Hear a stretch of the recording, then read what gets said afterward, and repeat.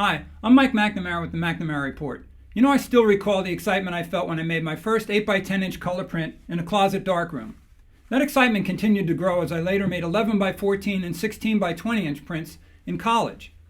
But now that large format 24-inch inkjet printers are available for less than I once invested in a darkroom, and super high megapixel digital cameras are available that can capture the details, imagine how excited I am to be able to add 24x36-inch enlargements to my print repertoire.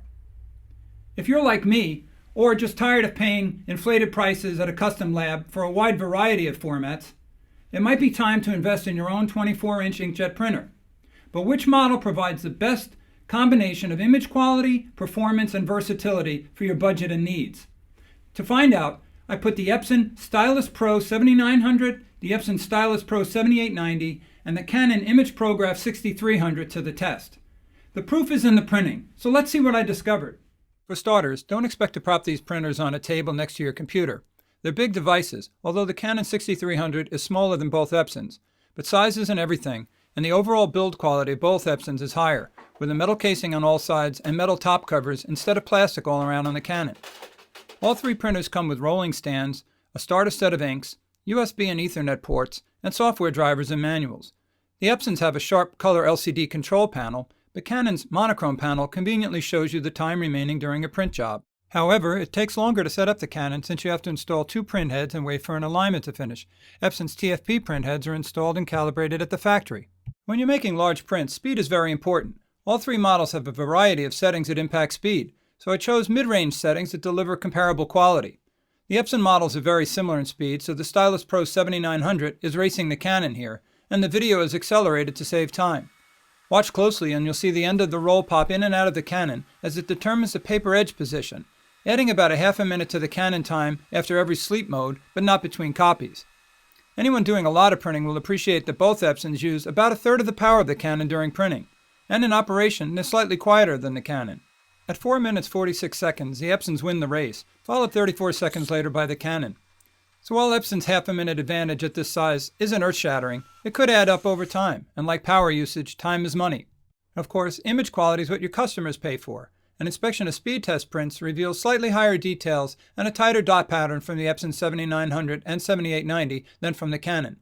You might not be able to see the differences clearly here due to video compression and your screen's resolution, but they're noticeable in prints. A second example reveals finer color gradations in the Epsons, and in shadow areas, the Canon hides some details that can be seen in both Epson prints. In portrait prints, the Epson 7900 produced the best overall skin tones, while the 7890 and Canon 6300 weren't far behind. And once again, a close inspection of shadow areas reveals slightly lower detail in the Canon. While at the other end of the brightness scale, the Stylus Photo 7900 showed slightly lower gloss differential than the 7890. But both were noticeably better than the Canon in this area. On fine art papers, much more depends on the quality of the paper and the color profile used. With printer brand paper, the Epson 7900 had slightly higher color saturation than the 7890, but both showed better contrast and shadow detail than the Canon. But when loaded with Epson's hot press bright white paper and a custom color profile, the 6300's contrast and color improved dramatically. Lab tests confirmed the visual results seen in the test prints, and reveal that on luster and photo papers, all three have extremely high color accuracy and large color gamuts, with the Epson 7900 in first place, followed by the Canon. On printer brand watercolor papers, the Epson 7900 and 7890 are ahead of the Canon. However, when using Epson's paper, the Canon's color gamut rivals the 7900's. In addition to color controls, all three models include advanced black and white drivers, compatible with a wide variety of imaging programs. These include sliders and presets for tinting and adjusting contrast, and all work equally well at producing neutral black and white enlargements on the first try, saving you time and materials. Canon also provides a separate 16-bit plug-in driver with a better layout than the standard Photoshop driver, but oddly it's missing the advanced black and white controls. Of higher value is the included Poster Artist 2008 Light software utility that helps you design posters and tile output. If you make lots of prints, the higher capacity ink cartridges for the Epsons could help lower costs significantly and extend times between cartridge changes, a more common occurrence for light black on the Epsons and yellow on the Canon. Unfortunately, there's only one size cartridge available for the Canon.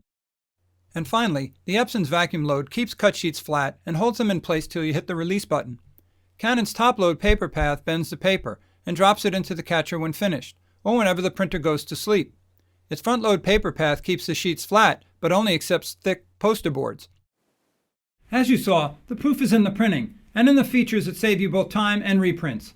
While the Canon 6300 earns points for its small size and its lower initial price point, plus its ability to make great prints on a wide variety of papers, both Epsons handle very fine tonal gradations and gloss differential better.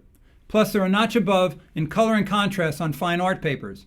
I also found more information in online forums regarding the use of fine art papers in the Epsons, and free profiles for their latest media at the Epson Pro website. Therefore, I've got to give my top choice to the Epson Stylus Pro 7890. But if you're a pro who demands supreme image quality, then an extra grand is probably well spent for the Epson 7900. For more information on the test procedures I used and high-resolution comparison photos, visit the McNamaraReport.com, and thanks for tuning in.